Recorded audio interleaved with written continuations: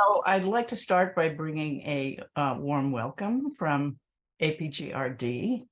I am Professor Helene Foley, and it's my great pleasure today to speak with Ellen McLaughlin, an American playwright and actor who I believe is currently the author of more translations and adaptations and new versions of Greek tragedy than any other living playwright, at least writing in English. As an actor, she appeared most famously as the angel in Tony Kushner's Angels in America. Maybe you in Britain haven't seen it as often as we have. She currently teaches playwriting at Barnard College, and she's also taught at Yale School of Drama and Princeton University. Her first book of Greek-inspired plays, including Iphigenia and Other Daughters, The Trojan Women, Helen, Lysistrata, Persians, and Oedipus, was published in 2005, after productions in major theaters and cities such as New York, Washington, Seattle, Minneapolis, Oregon, Los Angeles, and London.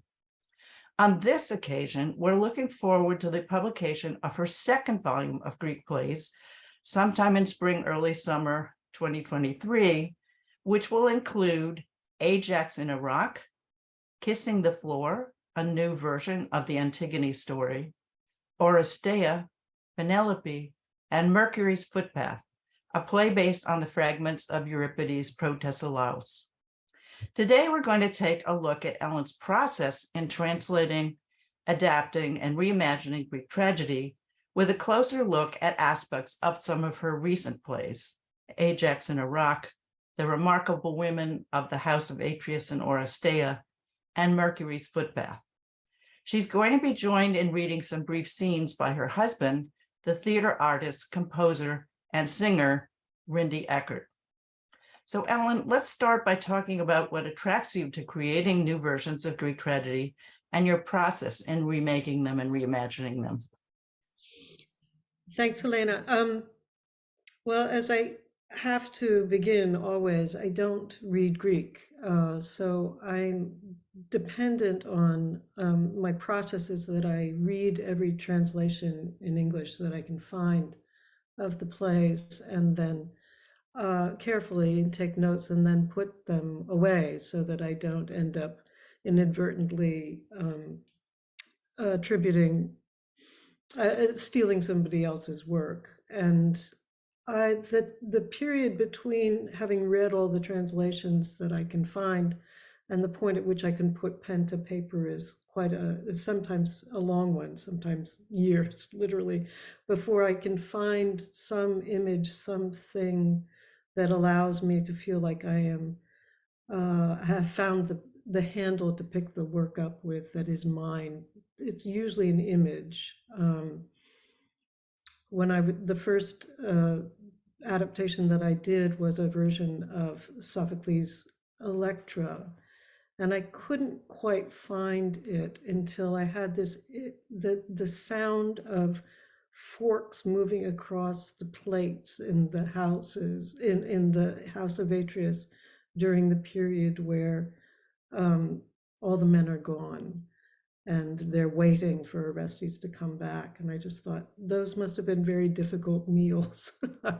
And also I had this image of the way that the tea cups would shake in their saucers during the bombings during the First World War in France, in England. And there was something about the notion of a distant battle that the women were not able to, who had to only imagine in order to, their sense of the history being made elsewhere that gave me a way into that play. And for the Antigone, which was a very long process, it was the image for me of a woman lying on the floor and knocking in Morse code in an attempt to communicate with her father. That was the image that got me into the play. But I have been drawn to the Greeks for years now. I keep on thinking I'm done, and then I keep on going back to the well. And I think it has to do with the kinds of the size of the plays, the ambition of the plays, the way that the Greeks really could manage to talk about the hardest things, but also the biggest things, and where they're unapologetically ambitious, these plays. And I think that that's very helpful for a playwright like me. I don't want to write neat little plays that don't attempt anything that they can't handle. You have to go big when you go with the Greeks, and I find them scary in all the right ways.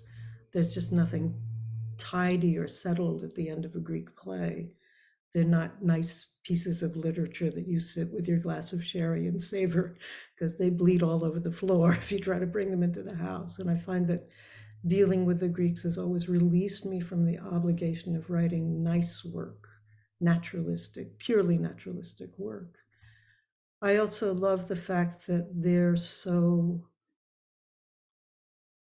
they are remote, and their age creates the sense that there's a kind of luxury of not knowing much about how they were performed. We can see the beauty of the text, and we know that the plays in performance had extraordinary power, but we don't know as much about them as we would like to in terms of how they were done. So there's no definitive tradition of performance the way that there is, for instance, with Shakespeare. We know quite a lot about how those plays were performed. And we can guess about the Greek plays, but we can't get doctrinaire about them. And I find that very liberating. And it's the age makes them mysterious enough to be inspiring rather than confining.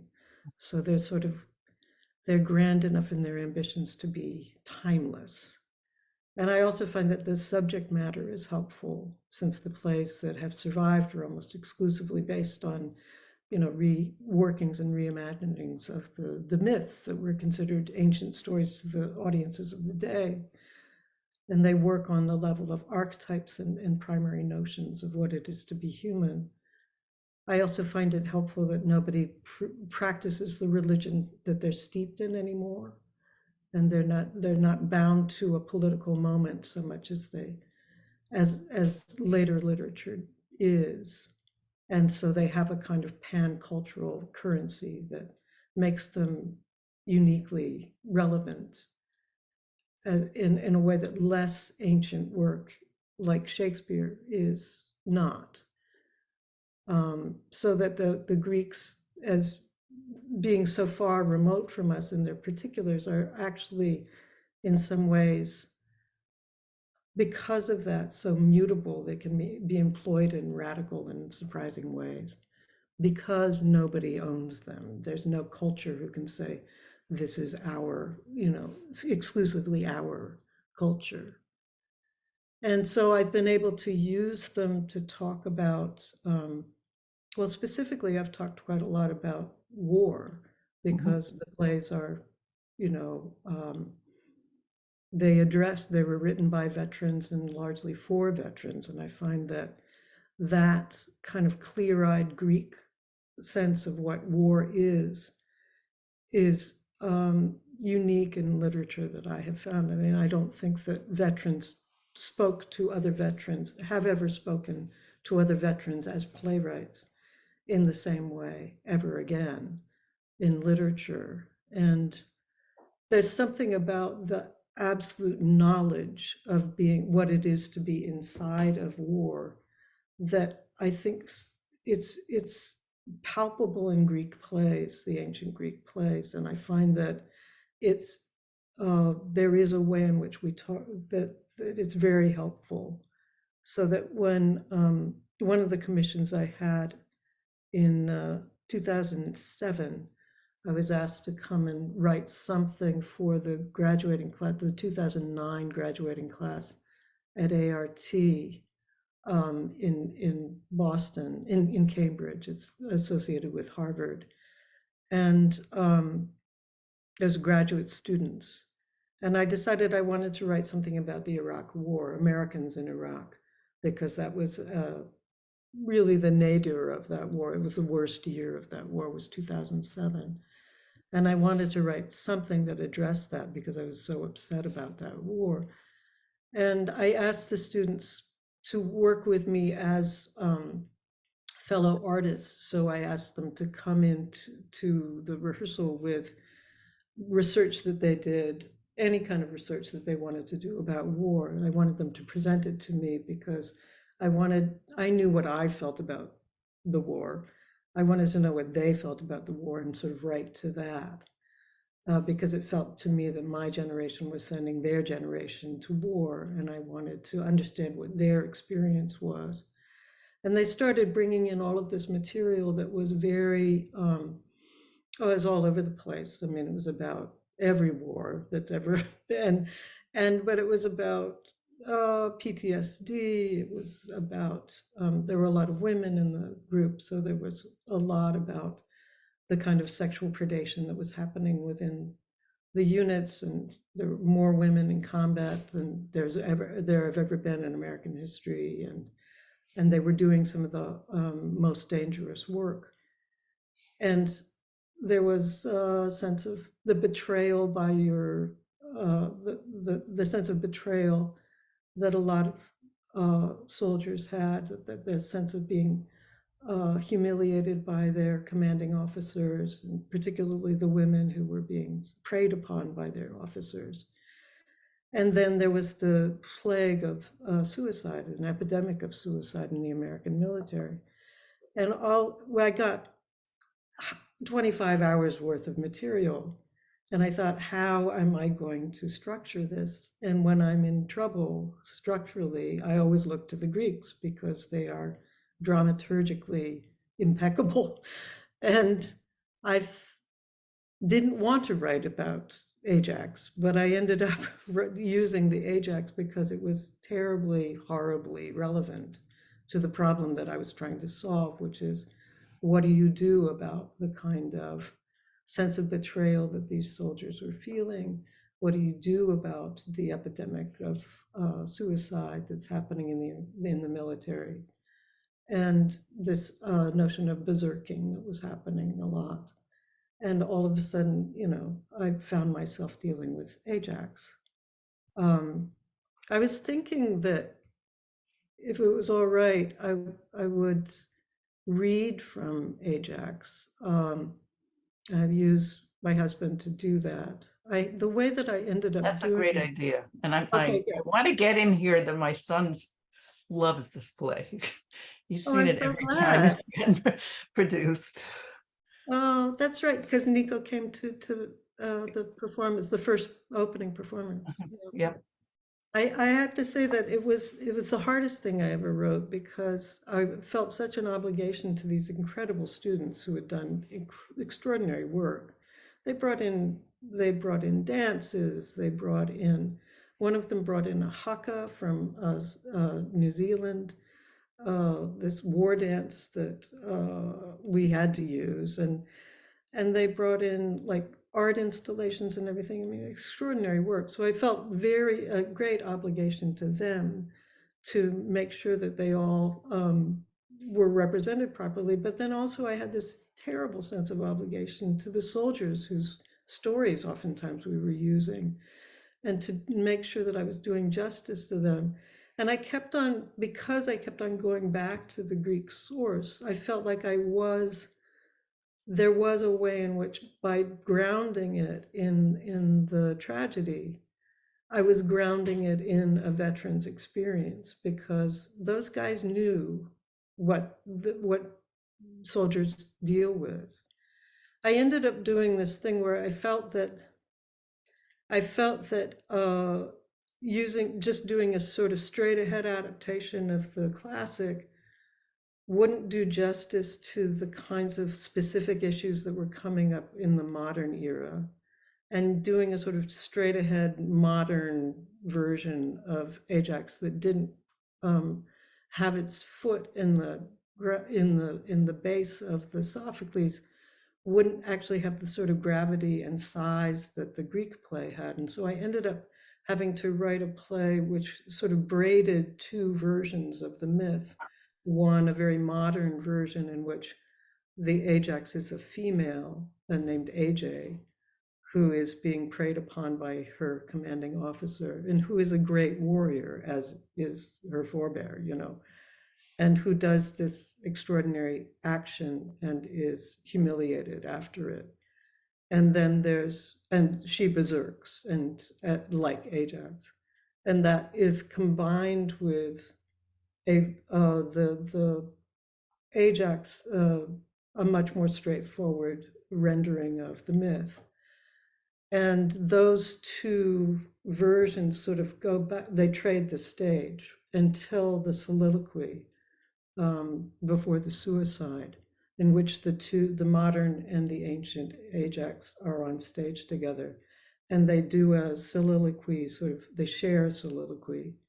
And they are not conscious of each other, but one is setting his sword into the sand and sharpening it and then setting it into the sand, and the other is cleaning and loading her AK-47. So that's what's happening during this. Let me go get it up for you. All right.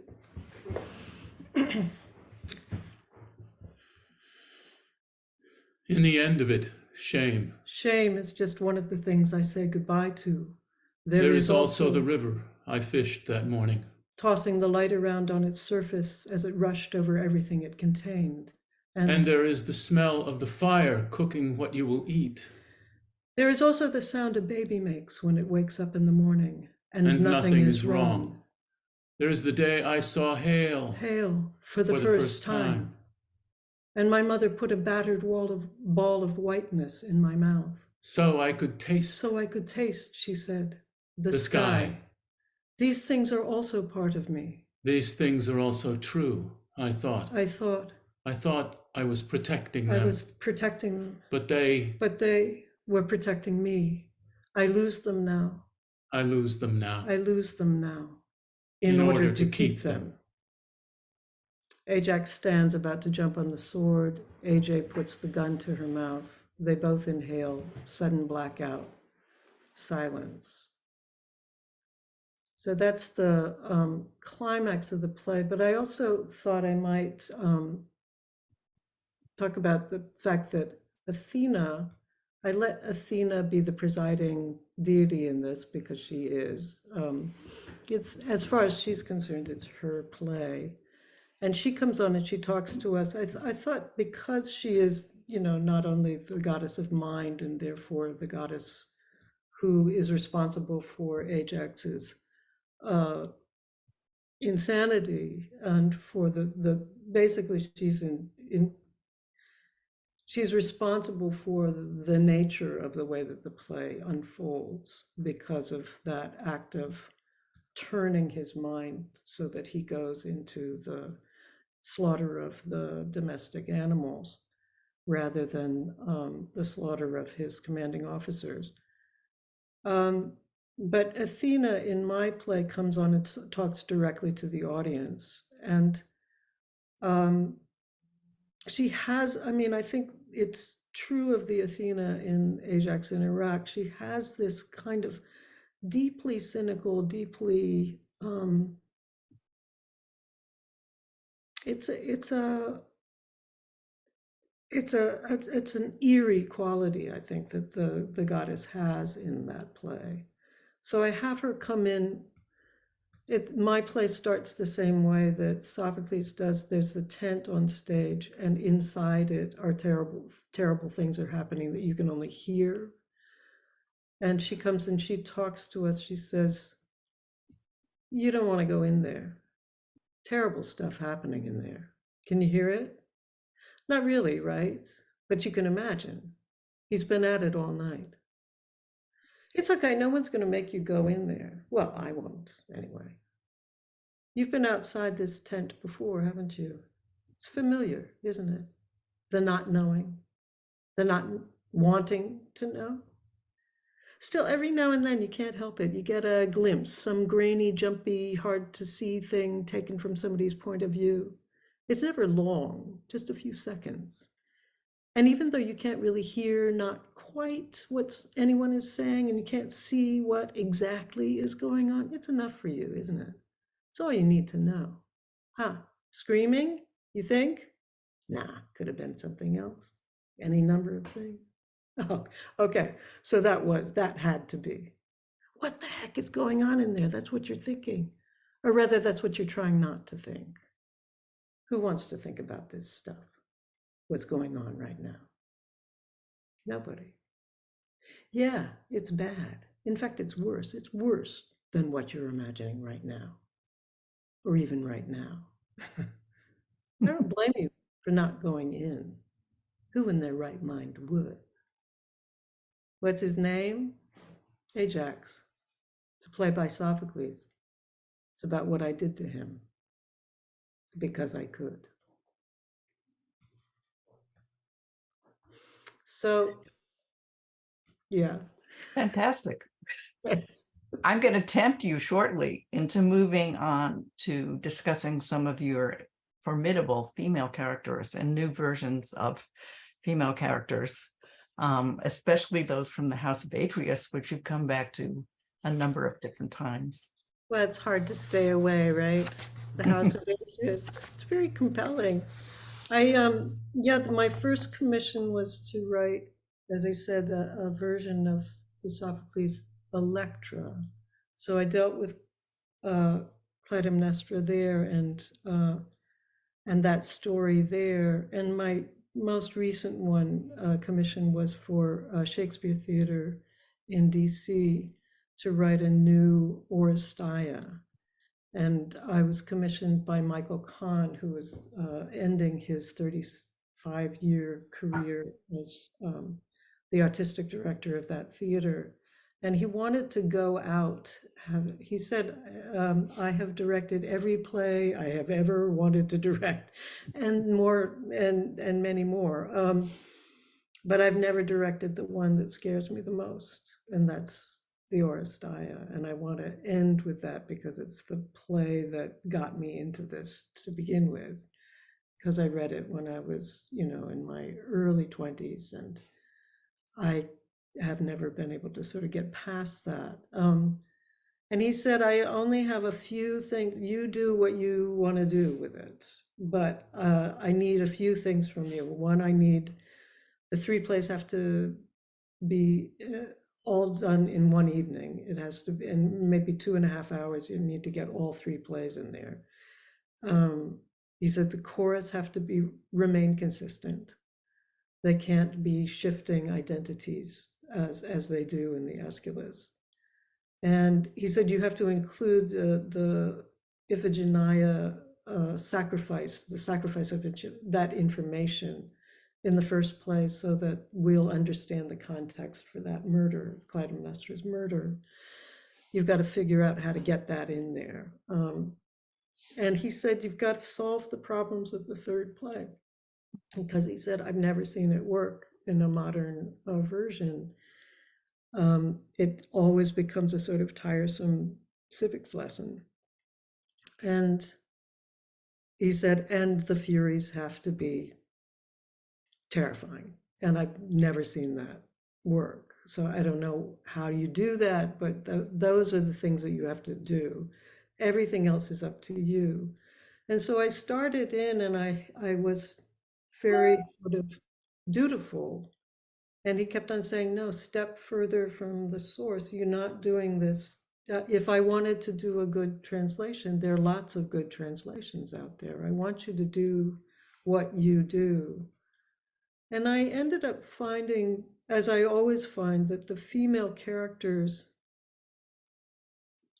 are, this is true of all Greek literature.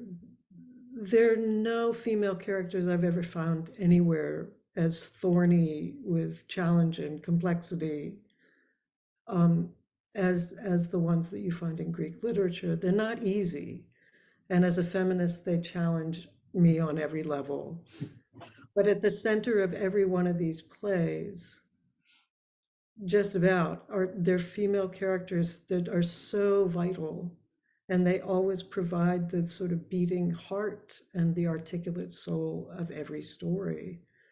And this is such a contrast to what, what life was like for actual ancient Greek women, who had no place in society, no voice, no public identity, and were shut from view and, barely present in the public sphere. But in each one of these plays, the ones that I've dealt with, there is a female presence that animates the ideas and speaks the unspeakable truth, the truth that cannot be ignored.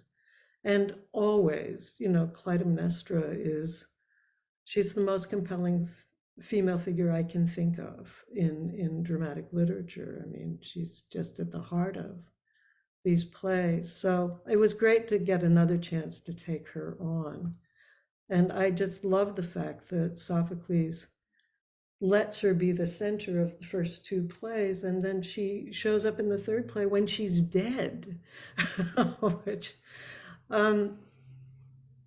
so the third play for me was a huge, that was the big challenge. And it was particularly difficult because I was writing it in the immediate aftermath of the Trump election, the election of Trump.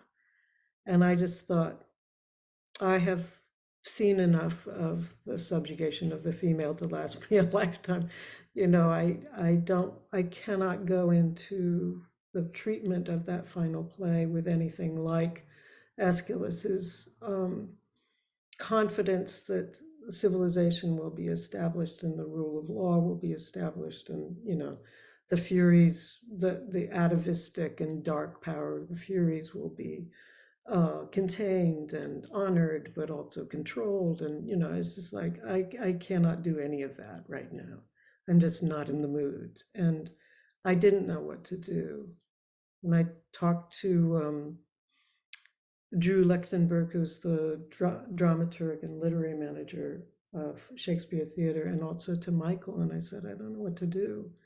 And they said, we don't know what to do either. And they said, have you thought about looking at the Euripides version of the Orestes? And I looked at it and I was so horrified by it. It's such a dark play. And I thought, I can't do that either, But I ended up the third, I'll read from a little bit from the beginning of the third act. I ended up setting the beginning of the first act with Electra and Orestes sleeping, as they do in the Euripides. They're sleeping on the grave of Agamemnon, which is directly in front of the House of Atrius. And they're still covered with their mother's blood. The chorus are around them, some sleeping, some awake. Electra says, in the emergency, which has been my life, in the emergency, there has been no, what would be the word? I have heard, for instance, of the blue of the sky. It is something one hears about, but I haven't been able to, through the blinding smoke of all this hatred I have been tending, the crackling furnace I have known so well, the blue of the sky has been unseeable. I have spent my life doing errands for the inferno, a long, sweaty job keeping hatred alight. There hasn't been much time for anything else. Years spent stoking that roaring, endlessly hungry mouth. No bird song in the morning, bell song at night, no. I've heard nothing above the snap and heave of the fire, the smell of bread, of grass, the nape of a baby's neck. That was not for me with my soot-clogged head scorched by flame. I have not danced, not once, with the bare-armed girls in the summer, their green world blurring as they spin. I could almost hear the laughter, the pipes, but no, it was not for me, the world. I have been too busy for that. I tended the furnace. And so now, this is what I thought I wanted. He held the knife, it's true, but only because I handed it to him. I made that knife in the furnace, the one I've been tending, until finally, my furnace blew up. So we sit here, my brother and I, on the cooling ash of its ruins, deafened and blinking in this new raw silence. And we have bad dreams. Well, he does. I don't sleep. There's so many hours in every night, it turns out, and not much to do. So I watch his nightmares. He thinks he'll wake up from it, but he won't. Later, Orestes wakes and sees the chorus and is terrified, thinking them the Furies. Then out of the chorus rises his mother, who says, "Did you think you could just get away with it?" No, As if killing your mother was something a son could just do. the God. I was told. He said I had to. He's to. This God of yours, where is he now? He's. Funny how that happens. The gods you think you are serving, when you've done whatever it is you thought they wanted you to do, where are they? He said. Yes, well, that's why I've always worked for myself. She gets up and brushes herself off. She puts a hand out to Orestes, who is still on his knees. He takes it gingerly, afraid of her, and gets up with her aid. Suddenly, violently, she pulls him to her. She holds his face in her hands. Yes, you're right. You see her face. She's everywhere. Get used to it. She drops him. Orestes scrambles to get away from her, but she pursues him. It's true, something is wrong. Something is loose. You can hear it, the stalking weight of it, breaking the small breakables of the forest floor, shattering all that you thought you knew. What is this thing unleashed? What are you? You are unmothered. Bathe yourself eye deep in the waters of the shrine. Plead your prayers by the hour. Crawl up the holy mountain on your raw knees in the blind, cold night, seeking forgiveness. Will you ever find it for what you've done? You have unmothered yourself. She who brought your body through her own. Without her, there would be no world. Without her, what are you? Something to be paid. The currency of a crime. And pain is how you are tendered. She turns from him to the rest of the chorus. And as for you, you have no queen. You have no gods. Your work is before you. Begin. So what happens then is the chorus who have been throughout they've been throughout the servants of the House of Atrius, and they've watched all of it. They've been on hand. All of a sudden because they are the only ones there, they realize they are the ones who will have to render judgment upon Orestes and Electra. And there is this kind of crisis where they realize that now they're it, and I think that, and it's a crisis for Orestes too, particularly because he looks at them and he sees them as the Furies.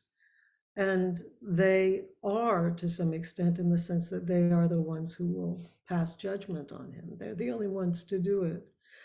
And I think that what we end up with is that they realize that there is no way that they can they can't extract themselves from what the crime, how the crime complicates the community and how it implicates everybody in it. We are one with our worst instincts. And I think that that's the thing that it's very difficult for us as a society to come to terms with. So I end the play with a sort of complicated act of it's an act of mercy. It's an act of grace, but it's not technically. There's no such thing as atonement because that's not quite possible. But it's a complicated thing to try to do, but it was the only thing that I could come up with in order to find a way through that. Well, To it the really end. managed to keep the family very much in focus, the larger family going over generations in a way that the Furies don't. Yeah, yeah. And I think there is always for Greek plays that they're working out these huge political ideas, but always within the framework of the family to some extent. I mean, many of the plays that those huge, societal issues are worked out on the basis of the workings of the family those internals. So there is the sort of the public, which is us, and the chorus, but the chorus are always in some kind of relationship in these plays with the family. I think the inspiration of drawing on the Orestes was really effective. Well, I'm so in this. glad. Yeah. So we're moving to my sort of favorite moment of the the day because I just love Mercury's footpath. And it's something that I think most classicists really haven't experienced so much, which is interesting plays that are really made out of fragments. We have hundreds and hundreds of fragments of Greek tragedy, especially pretty juicy fragments of Euripides. And Ellen and some other playwrights in New York were assigned, and she can tell you about it, to create some new plays out of fragments. Yeah, Brian Kulick, when he was the artistic director of Classic Stage Company in New York, had this wonderful idea. He called it the Fragments Project. And in 2015, he asked three playwrights, me, Mac Wellman, and Chuck Mee, to take these fragments, Sophocles, Aeschylus, and I got the Euripides fragment, and create full-length plays that were inspired by these fragments. Mine was the smallest fragment. It's a lot of broken sentences, really, but it's from Protesilaus, the Euripides. And we don't know much about that play, but we do know the myth, which is the Protesilaus, the Thessalian commander whose story appears in Book 2 of the Iliad, and whose death, the first of the Trojan War, is prophesied. The Euripides play seems to mostly concern the aftermath of that death and is taken up with his young wife, Laodamia, who enjoyed only a day of marriage before Protesilaus was conscripted away from her to lead his countrymen to Troy. All of the versions of the story include an almost unprecedented event, which is the temporary return of a dead person to the upper world. And in mine, it's Laodamia's grief that's so outsized and unrelenting that the gods uncharacteristically take pity on her and allow Protesilaus to return from the underworld, but only briefly before he's recalled to death. And in most versions of the story, it's the second loss, when he has to return to Hades and he's really not coming back again, that spurs Laodamia to commit suicide. I was really intrigued by the story, and then I heard that Thornton Wilder based Our Town on the myth. The idea being that it's never a good idea to return from the dead, which I think is actually a pretty Greek idea, because I think if you think about the returns from the dead in Greek literature, it never goes well. And I think that there's this kind of queasy, I mean, there is this absolutely human longing for that return of our those we have lost. But then if you actually think it through, it's never a good idea. For a lot of different reasons. And my theory is that, Orpheus looked back because he thought, should she actually be there? I mean, there's this sense of like, is this actually a good idea? But so I thought I'd read from the center of the play, which is the scenes. Well, it's the center of my play, and it must have been the center of Euripides' play, which is the meeting between the dead Protesilaus and Laodamia. It's the conversation that would provoke the imagination of any playwright and the curiosity of the audience. I should say there are a few things to set this up. When a person goes to Hades in my version, Mercury, who in my play is the presiding deity, not surprisingly, comes to them and loops their wrist with a long gray ribbon and leads them off by this ribbon. And when they walk into Hades, the ribbon falls off the wrist.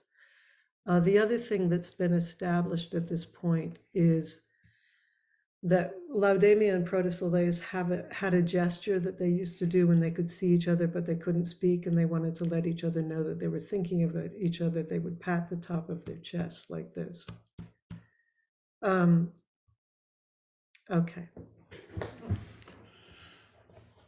Laodamia stands, apprehensive. Suddenly, Protesilaus is there, looking disoriented. His bare feet are wet. The long gray silk ribbon stays attached to his wrist, limply extending off stage. Laodamia gasps, then runs to him. Carefully, she puts a hand out to him, touches him. They are both amazed to find that he is real and that they can touch. He lifts his hand, looking at it, places it on her face. She weeps. They kiss carefully. How long? I don't know, not long. You're so pale, so cold. I'd forgotten the sun. Your eyes, too, blinding. They kiss. This very body here with me. He places his hand at the top of her head. This is where I used to live. He places his hand on her hip, her mouth, her breast. And here, and here, and here. She places a hand on his chest. And I. She places her hand on his cheek, his neck. And I. Look at you. You're still intact. Intact. Whatever comes, age is something that will never come to you. Whatever comes. Nothing comes to me now. Nothing will ever come to me. I will come. No, not you, my love. At best, an echo, a sort of snapshot. But we will be together. Not the way you think. Death it's only made up of what it isn't, which is life. That's all it is, death, not life. But we will be together. I don't know what you think that means, but you don't understand. We'll never be able to touch, not there. The body, it's only here, only here. Well then. She touches him. How much longer? The time. They embrace, rolling across the space. Darkness. Lights up. They're sitting on the floor cross-legged. She holds his wrist. Pulse? No. Yes. That's yours.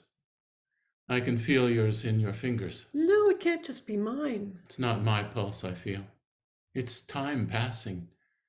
I haven't felt it for so long. I haven't felt it since I heard about you. Time. That's when it stopped. Not till now. It's terrible. Remember?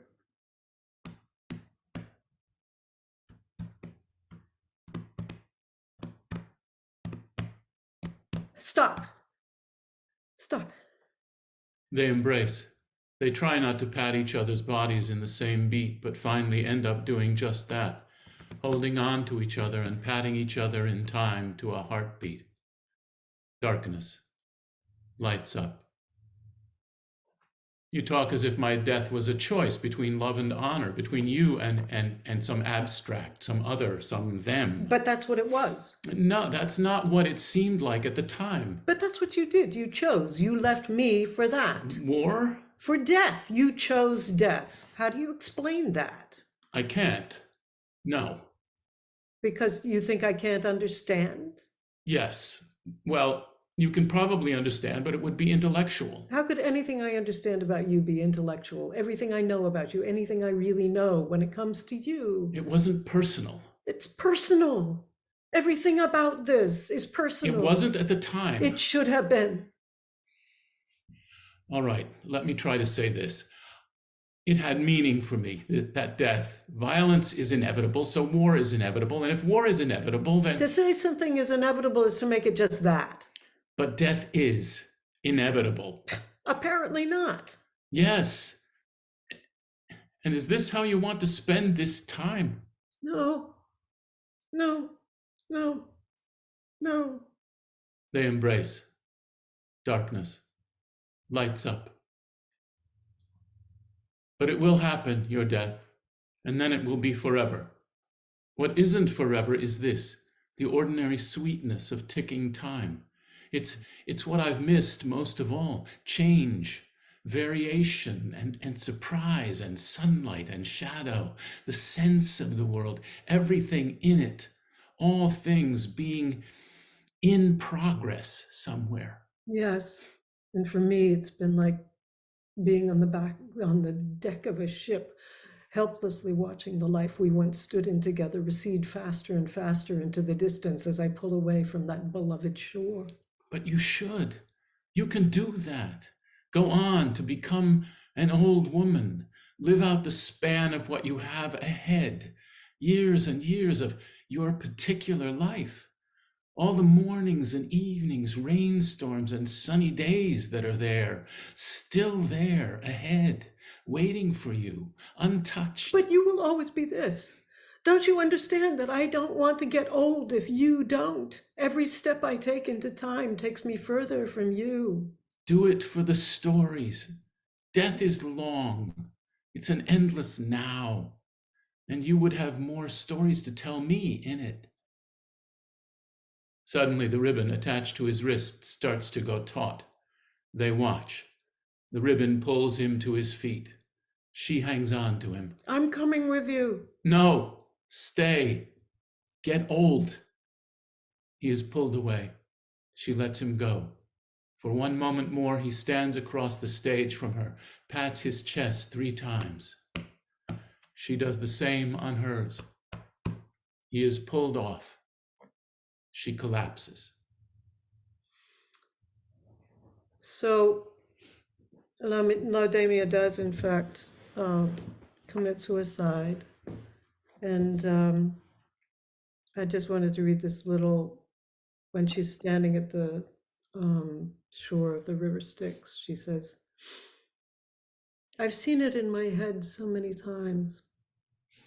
I will hear the ferryman's muttering song down the water, the tuneless tune he sings to himself as he makes his way through the fog.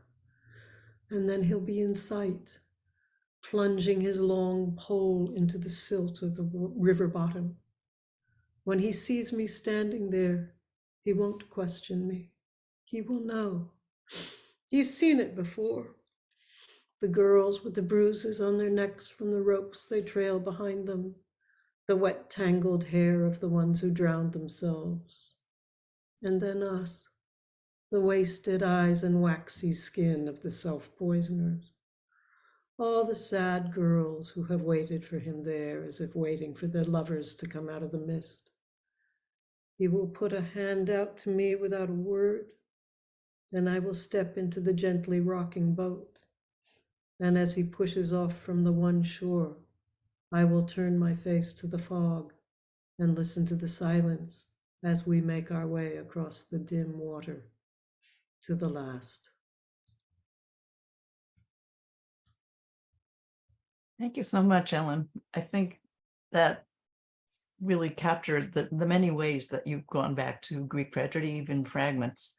And we have a couple of minutes left. So would you like to say something to the audience about the other two plays that I'm sure they're going to be looking forward to, Kissing the Floor and Penelope?